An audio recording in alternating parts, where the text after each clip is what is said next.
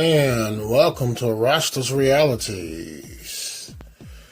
Like, share, subscribe, and I appreciate you all because you help keep the channel alive. This one here is called Moment in Time with My First Son's Mom / My Visit to Huck Finn's. The late 90s. I was out with my then girlfriend of my firstborn. We traveled everywhere, eating, relaxing, nature watching, etc. We ended up at Huck Finn's, and it was on Pulaski. I want to say between 59th and 70 something in Pulaski, if memory serves. I do not recall if she had been there before, but I know that I had not. So, excited.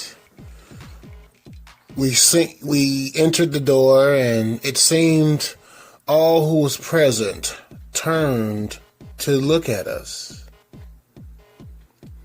The energy was racially electric and was so thick that not only could we see it, it was felt.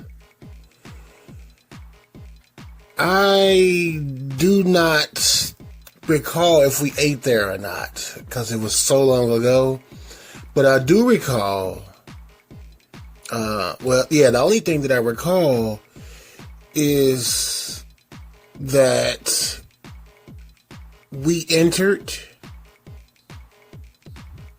and everybody looked at us like, "What are you doing here, niggas?" It was that type of vibe.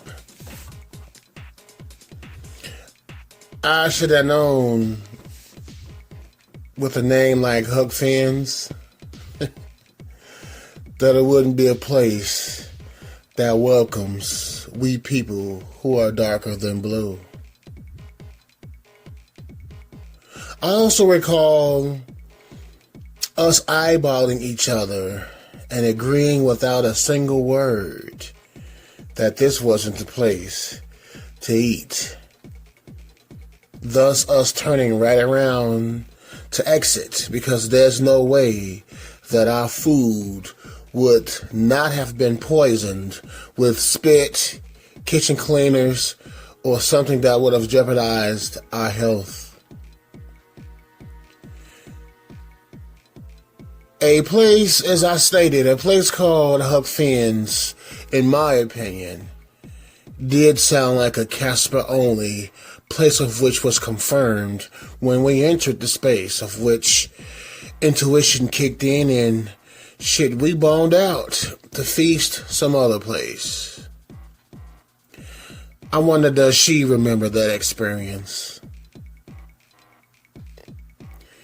Here's another moment in time with my firstborn's mom, and we were at the lakefront in Chicago, between 79th and 75th Street, on South Shore Drive.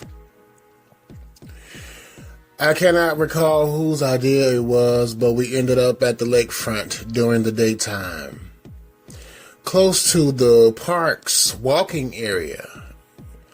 There's like a path, and we ended up in some bushes having some doggy style sex. It was risky, and it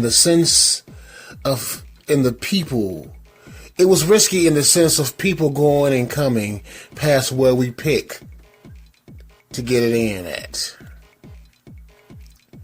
The people were not the problem. It was our location. Meaning sex, sweat, and mosquitoes do not mix. I mean, I was Clarence Carter stroking, fucking her soul and keeping it in the same lane of feasting.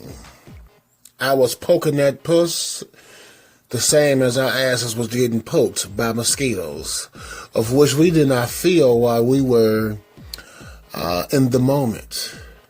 But boy, oh boy, afterwards, butt cheeks, thighs, legs were plastered with bug bites. Itchy than a mug. We enjoyed the possible danger of being discovered by people, and even though the itching was unbearable, but we both enjoyed the moment and time of intimacy as one of many in various places.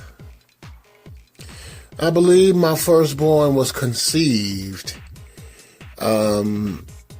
in her room next to her parents' bedroom in their home. Because the parents were in their room next to us, we had to be quiet. I mean, like a mouse running around the floor quiet. That meant no loud moaning and no bed rocking action. When I tell you that we had the best session that we ever had, boy, it was where I experienced a higher state of mind from sex. And I believe we both felt what I felt, transcending sex, metaphysically connecting. So yes, my son had to be conceived that night. There's more to the story, but has to be put on Patreon, as it's very graphic. Maybe, just maybe, I will do it. No pun intended.